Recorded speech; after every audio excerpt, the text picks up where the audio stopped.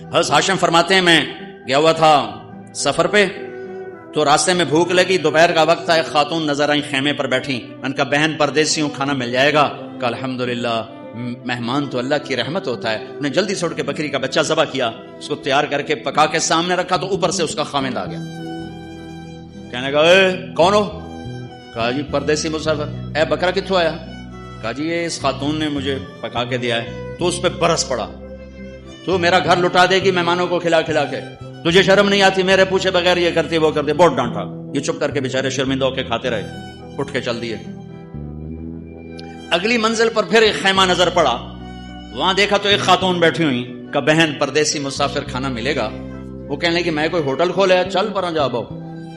بیچارے چپ ہو کے بیٹھ گئے۔ تھوڑی دیر میں اس کا خامند آیا، کہنے لگا بھائی آپ کون ہیں؟ کہا جی پردیسی مسافر، آپ نے کھانا کھایا ہے؟ کہا جی نہیں کھایا۔ اس سے مانگا تھا؟ کہا جی۔ اس نے کیا کہا؟ اس نے کہا جی ہوٹل کوئی نہیں، یہ تو میں ویسے اضافہ کر رہا ہوں۔